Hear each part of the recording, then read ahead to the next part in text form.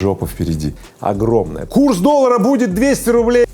Жопа у нас точно подгорит. Падение качества жизни. Денег у лохов поубавилось. Делай, как Игорь Рыбаков. Скупал, скупаю и буду скупать. Ширпотреб в любом количестве. Крутейший бизнес. Я лично привезу вам жопу выгодную. В чем секретный соус? Я отвечу на вопрос. У всех людей разный рост, и не важно, где ты рос. А в чем секретный соус? Окей. Я еще раз отвечу на этот вопрос. Всем привет! Как и обещал, я делаю специальный выпуск. Что делать с деньгами в это непростое время? И главное, что делать тем, у кого этих денег нет? Сперва всегда идет анализ ситуации, давайте его проведем как следует. Итак, сейчас в мире идет не просто кризис, а мощнейший кризис за последние 100 лет. Великая депрессия, которую брал в начале прошлого века, это слезы Кошкина. Весь мир охвачен мировым финансово-экономическим, вирусным, информационным кризисом. В общем-то, его кто-то называет, этот кризис, мировая война, которая началась не вчера и не позавчера, она началась где-то со времен ковида. Общие предпосылки складывались давно, уже десятки лет. Это кризис долларовой системы. То давление в мире, которое создалось из-за того, что неконтролируемая эмиссия американской федеральной резервной системы, вот что создало мощнейшие предпосылки этого кризиса. В общем-то, мир на пороге каких-то изменений. И эти изменения уже идут, и это только начало. Например, в России именно в 2023 году, в следующем году, будут самые жесткие изменения. Дело в том, что мы уже сейчас знаем, что в России именно в 2023 году, в середине года, где-то к лету, сложится очень сильно тревожная ситуация. Центральный банк уже об этом заявил. Суть этого вопроса проста. Огромное количество санкций, введенные на Россию, вступят в силу вот со дня на день, да, и проявится в своем обилии именно к середине 2023 года. И каждый раз, когда тучи сгущаются, человек уверен, что его это не коснется, ведь смерть — это то, что бывает с другими. Дело в том, что когда экономика перестает расти, а уж тем более экономика начинает сжиматься, это немедленно отражается на всех сферах жизни. Там соцвыплаты, там какие-то гарантии, там какие-то поддержка каких-то инфраструктурных вещей. Все падает, и все это кумулятивно складывается в падение качества жизни. Мы это, да, и мы сильно это ощущаем. Если мы будем просто тупо сидеть и ждать, да, и откладывать вот это вот действие на потом, то жопа у нас точно подгорит. Что же делать в этих ситуациях, если у тебя есть деньги, как их сохранить, а может быть даже приумножить? И что делать тем, у кого денег нет? Как сделать так, чтобы не умереть понапрасну? Поехали! И первое, с чего я хотел бы начать, это чего нельзя ни в коем случае делать в такие моменты. Первое. Нельзя пользоваться неизвестными тебе финансовыми инструментами. Например, на рынке биткоина сейчас обвал. Биткоин обвалился, появилось тысячи сообщений во всех средствах массовой информации и от всех криптоэнтузиастов, да, что время покупать биткоин. Тогда же не успели, а вот сейчас самое время. Так вот, внимание, внимание, внимание, не вздумайте это делать. Дело в том, что крупные инвесторы в биткоин, они сидят и почему-то не докупают, да? Они платят всяким блогерам и блогерам и криптоэнтузиастам за распространение информации, что время покупать биткоин. Как вы думаете, почему? Ну вот, чтобы на этот рынок пришли новые физики с реальными деньгами, да, и закупили, а те как раз продадут. Дело в том, что биткоину пришел просто-напросто лохов-то в мире не поубавилось, но денег у лохов поубавилось. В результате криптопузырь начинает тормозиться и начинает сдуваться. Поэтому не вздумайте сейчас на излете вот этого криптопузыря, да, в преддверии криптозимы, стать одним из инвесторов-неудачников. Пожалуйста. Те, кто закупает биткоин, это не инвесторы, это лохи. Очень интересно наблюдать за тем, как люди вот с этого биткоина и так далее переподсаживают людей теперь на NFT. Ну, вы знаете, да, эра биткоина закончилась, зато теперь NFT есть, NFT-экономика, да, я вам так скажу. Ребята, очередные развлечения для лохов. Чем бы лоха не тешило, главное, чтобы он бабки докладывал. Поэтому, ребят, кому предлагают какой-то там NFT купить, да, NFT-токен, да, и так далее. Ребят, не надо вам туда, оставьте свои деньги себе. Второе, о чем бы я хотел сказать, не игнорируйте слабые сигналы. Дело в том, что люди так устроены, что, ну, если слабо, если там вот чуть-чуть болит там нога, да, что хрен с ним пройдет, поясница там болит, да, хрен с ним пройдет. И потом однажды вдруг так прижмешь, что ходить не можешь, да, и даже до врача дойти не можешь. Приходится вызывать там скорую и так далее. Почему так складывается? Да потому что мы игнорируем слабые сигналы. Что такое слабые сигналы? Слабые сигналы — это когда ты стал частью сообщества успешных людей, успешных инвесторов, да, и ты подмечаешь, что из сотни людей, которые тебя окружают, вот эти сотни людей перестали инвестировать в какие-то инструменты, в какие-то вот акции, и ты подметил этот слабый сигнал. Он еще не стал сильным выраженным трендом, о нем в газете не написали еще, но ты подметил. Поэтому единственная возможность слышать слабые сигналы и принимать их к своей выгоде — это стать частью сообщества людей, у которых получается использовать вот эти вот турбуленции к себе с выгодой. Третье, о чем бы хотел заявить, да. Перестань реагировать на сильные сигналы, игнорируй сильные сигналы. Ну, например, если ты видишь рекламу, что есть ипотека беспроцентная, срочно налетай, бери квартиру. Ребята, это обман. Цена на эту квартиру завышена на 30–40%, да? И сотни тысяч людей уже вляпались в это. Оформили на себя квартиру с переплатой 40% за квартиру, но зато ипотеку им обещали 0,1. Ребят, ну это просто математическое жульничество и все. Но сигнал очень сильный. В Советском Союзе была такая легенда. Не легенда, сам видел. Да? Идет человек по улице, смотрит, очередь стоит. Он автоматически занимает место в этой очереди и только потом спрашивает: а зачем стоим? Понимаете? То есть у человека есть механика встроенная, да, вот жулики, да, этим и пользуются. Механика заключается в том, если создать ощущение у человека, что вот прямо сейчас, а потом уже не будет, да, человек автоматически включается, у него вот это, главное не проебать момент. Четвертое, о чем бы я хотел сказать, это перестань тратить деньги на всякую фигню. На второй, третий телек, на стиральную машину. Ну, ребят, ну в марте так было. Люди, напуганные тем, что курс доллара будет 200 рублей, скупили все. В М-видео и во всех этих ритейлерах все закончилось, понимаете, что все, телеков не будет, ширпотреба не будет, да ладно, не будет, ребят. Вот уж чё, ширпотреб всегда будет, понимаете. Для туземцев всегда привезут бусы стеклянные в любом количестве, поверьте мне. Я лично привезу вам ширпотреб в любом количестве, вы, главное, покупайте.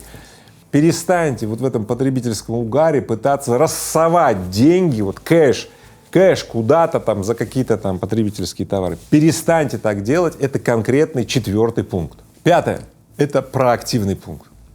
Тот, кто избегает, замирает и ничего не делает, а просто созерцает, как все рушится, обваливается и думает, что его не коснется, а я сказал, коснется. Так вот, пятый пункт заключается в том: время действовать. Если ты будешь сидеть и дрейфовать по потоку, в который ты попал, тебя вынесет, ну, куда-то. Смотри, ты таким образом отказываешься от управления ситуацией, куда тебя вынесет. Ты дрейфуешь. Но если ты решаешь, как быть, то время действует. Действовать правильно и действовать вовремя. Вот эти 3 рекомендации. Как действовать правильно и как действовать вовремя, об этом я расскажу в следующем пункте. Делать правильно, делать вовремя. Давайте разберем на конкретных примерах, которые помогут вам присвоить свое тело, ум и сердце с выгодой для себя, с минимальными издержками. Поехали. Пункт первый. Сейчас очень многие люди куда-то разъезжаются по миру, бросают все. Сделанный бизнес, достаточно неплохо работающий, да, но они его бросают, они куда-то уезжают. Так вот, это величайший шанс для наемных менеджеров стать совладельцами этих компаний. Просто надо вовремя прийти к владельцу этого бизнеса и сказать: бро, ты уезжаешь, я позабочусь о твоем бизнесе, но за это мне нужна доля. 20%, 30%, 50%, может быть 70%, а может быть и 80%. Предложи ему: давай я стану управляющим партнером в твоей компании, чтобы, бизнес тупо не раз, и чтобы бизнес развивался дальше 2. Таким образом, без инвестиций, подчеркиваю, без инвестиций, одним махом ты становишься совладельцем работающего бизнеса. Ловите первый лайфхак, это только для тех, у кого есть энергия, кто верит в себя, а я думаю, на моем канале таких людей немало. Поинт второй. Есть люди, у которых есть какой-то кэш, деньги. Вы не слили свои бабки в какие-то там биткоины, куда-то там хрень, не купили какие-то дурацкие квартиры, там московская недвижимость всегда в цене и так далее, да? Вот. У вас, значит, остался кэш. Внимание! Сейчас очень многие люди распродают свои бизнесы с дисконтом. Очень многие иностранные компании уходят из России и продают бизнес с дисконтом. Это возможность для тех, кто имеет кэш, войти в бизнесы с дисконтом 20, 30, 50, иногда в 3 раза дисконт. Только, пожалуйста, учтите, это окно скоро закроется. Потому что вот эти вот выезды из России, они тоже на панике. Это окно продлится где-то до середины 2023 года. Как раз-таки в середине 2023 года будет самый пиковый, депрессивный сценарий, вот это вот ощущение, что все пропало, бюджетные дефициты проявятся в России наибольшим там цветом, да, вот и все. Где-то окно будет до 2023 года. Поэтому ловите лайфхак. Сейчас каждый рубль или каждый доллар, как угодно, вложенный в России, принесет на горизонте следующих 15 лет x10. Россия сейчас очень интересное место для инвестиций. Если я говорю с иностранными ребятами, некоторые ребята говорят, на волне того, что иностранные компании уходят из России, так вот некоторые ушлые иностранцы, они как раз сейчас инвестируют в Россию, потому что все очень дешево. Действуйте на противоходе. Когда кто-то убегает, вы берете это с дисконтом и обретаете за недорого очень стабильный бизнес. Третий поинт — это для тех, у кого есть деньги и энергия. Ребят, сложилась уникальная ситуация. Около 1 миллиона россиян разъехались по всему миру.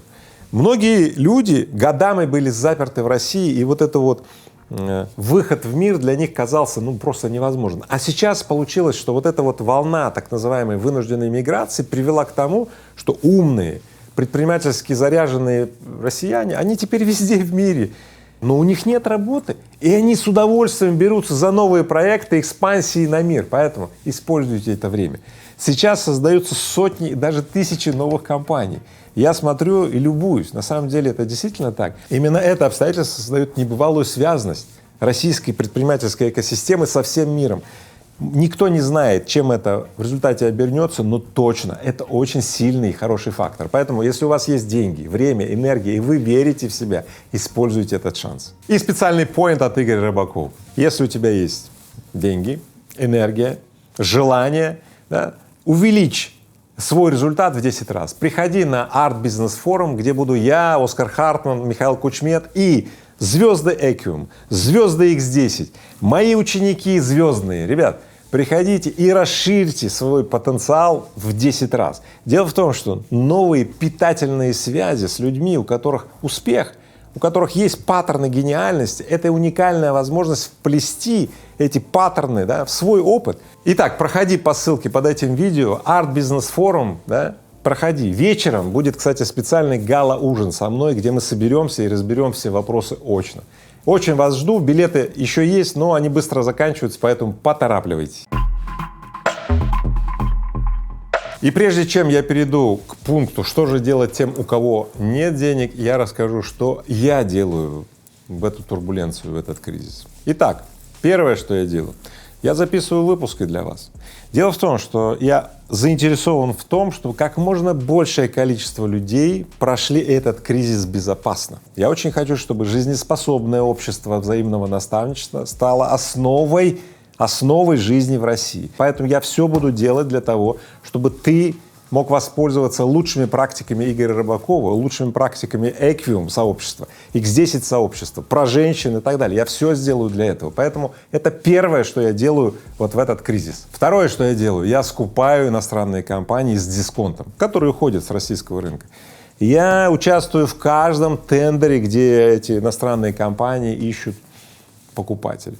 Да, уже несколько компаний удалось, так сказать, захватить. Да. Именно захватить, я считаю, потому что когда я покупаю нормальную компанию там, с дисконтом в 2-3 раза, да, у которой крутейший бизнес, крутейшие технологии, крутейшая команда, вот ситуация такая, я считаю, это очень большая удача. Дело в том, что я бы сам в этот бизнес бы, ну, во-первых, бы, не вошел, если бы даже вошел, у меня бы потребовалось 15 лет, чтобы дойти до такого состояния. А так я это делаю вот за 3 месяца участия в тендере и так далее, и за достаточно скромные деньги. Поэтому я скупаю и буду скупать компании, которые с дисконтом продаются сейчас на рынке. Третье, что я делаю, я просто наблюдаю мировую экспансию компании Технониколь. В общем и целом сложность, у России стала экспортировать товары на Запад. Вы знаете, эмбарго, 8-й пакет, кстати, санкций, вошли ограничения на возможность поставлять Технониколю в западные страны кровельные материалы и так далее. Вот и все. Ну и что?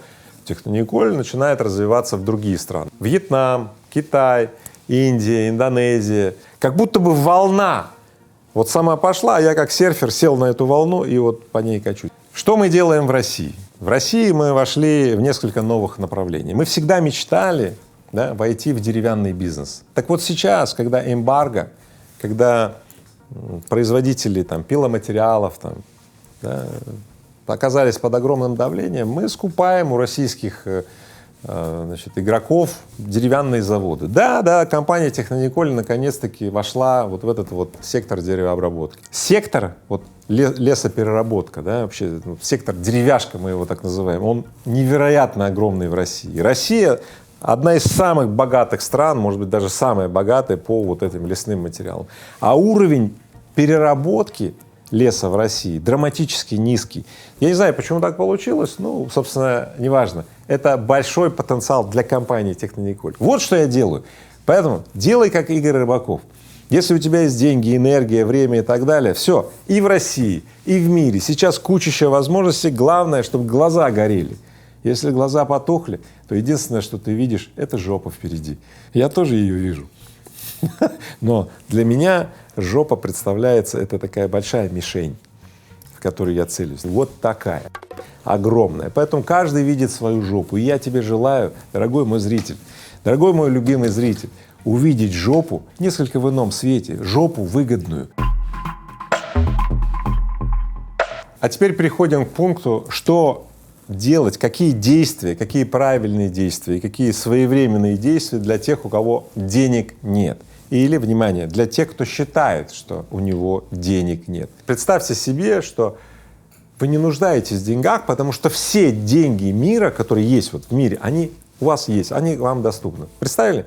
А теперь я задаю вопрос. Чем бы вы тогда занялись бы, если бы все деньги мира вам стали доступны? Вот скажите мне сейчас. Запишите мне в комментарии под этим выпуском, чем бы вы занялись тогда. Ваш ответ, записанный в комментарии, это и есть то, что для вас сейчас правильно и вовремя.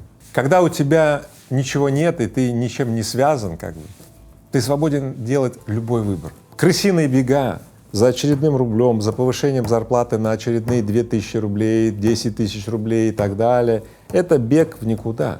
Дело в том, что меняет повышение зарплаты с 50 тысяч до 60 тысяч? Или с 60 до 70. Хорошо. С 70 до 100. Что это поменяет в вашей жизни? Это отложит вот эту точку, когда вы все равно придете и скажете: все это. Вот и все. Поэтому смотрите, если вы оказались уже сейчас в этой точке, и у вас ничего нет, и ничего больше вас не сдерживает, и нет никакой причины выполнять ту посаженную кем-то в вас программу вот этих крысиных бегов, то это уникальный шанс. Я очень часто называю эту точку выброс. Выброс — это когда тебя выбросило, и ты можешь оставаться в этом выбросе, как в стиральной машинке, биться об эти стенки, изнашиваться, страдать и так далее. Или, внимание, наткнуться на выпуск Рыбакова, поэтому отправьте мой выпуск своим друзьям, знакомым и близким, у которых тоже сейчас выброс.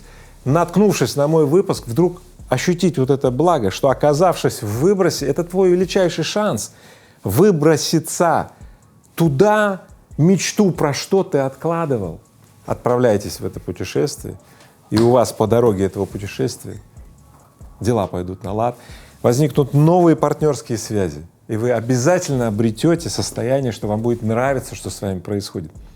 Роль, статус, признание, принадлежность, автономность — все случится. Вы удовлетворите все свои нематериальные потребности, и вы вдруг заметите: что денег стало тоже достаточно. Вот и все. Вот вам ответ на вопрос, что делать тем, у кого денег нет. Мой прогноз на этот кризис следующий. Россия и мир в целом выйдут из этого кризиса улучшенными.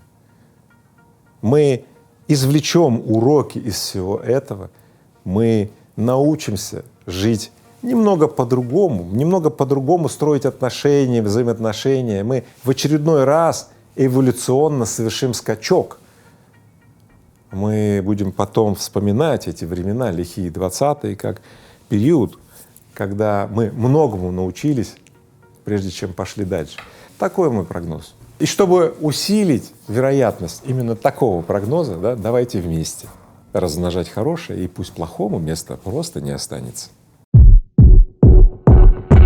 В чем секретный соус? Я отвечу на вопрос. У всех людей разный рост, и не важно, где ты рос. А в чем секретный соус? Окей, я еще раз отвечу на этот вопрос.